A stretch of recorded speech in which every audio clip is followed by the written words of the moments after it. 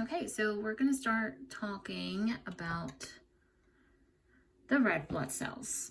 Now, oxygen is transported in blood from the lungs, and the red blood cells contain a protein called hemoglobin, which is iron-rich protein that gives blood its red blood color.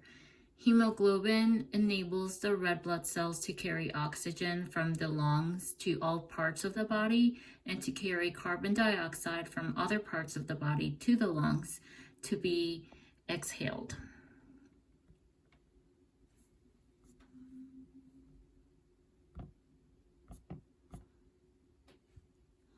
Now, hemoglobin has 4 subunits.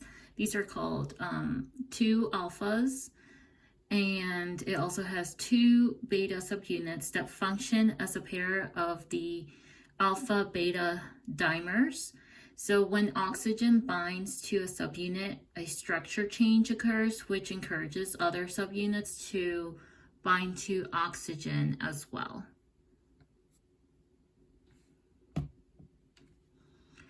Now, hemoglobin, like we said, is 4 subunits. It has 4 subunits, and it's a protein.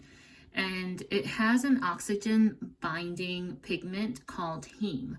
So heme is what gives the red color due to the center of that molecule, which happens to be iron, as we can see here in this first picture. So looking at this picture, which represents heme,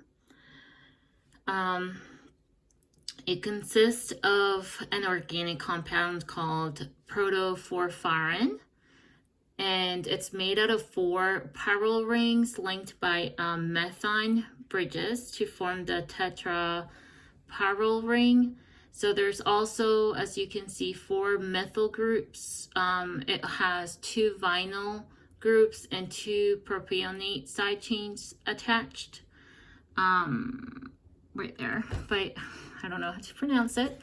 Now on the second image, we see that when oxygen binds to the molecule, the iron ion rearranges the electrons within the iron so that the ion becomes smaller, and this allows it to move into the plane of the porphyrin.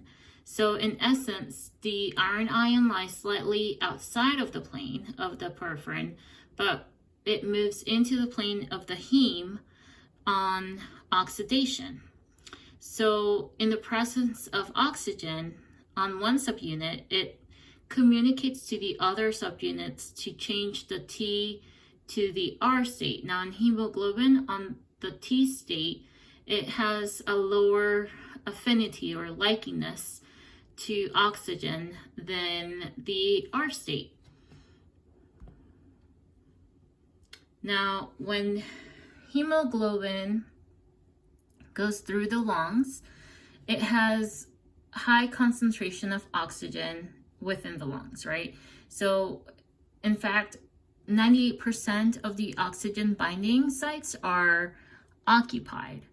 In the tissues and muscles, the oxygen saturation actually drops to about 32%, and the carbon dioxide increases. So oxygen binding properties of hemoglobin are affected by pH and by the presence of carbon dioxide, which is known as the Bohr effect. So increasing concentration of hydrogen ions, which in turn decreases the pH, decreases the oxygen affinity or likiness of hemoglobin.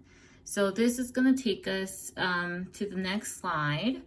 And as we can see here, carbon dioxide in the tissues diffuses into the red blood cells, and inside the red blood cells, carbon dioxide reacts with water to form the carbonic acid, and the carbonic acid dissociates to form the HCO3 and the hydrogen atoms, resulting in the drop of the pH change inside the red cell. I'm gonna bring you closer so you can see all of that.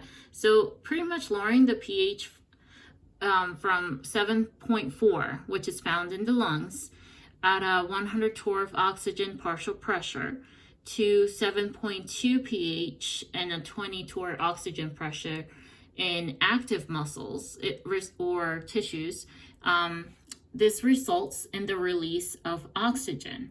And so hemoglobin responds to carbon dioxide with the decrease in oxygen affinity, and this facilitates the release of oxygen in the tissues with high concentrations of carbon dioxide.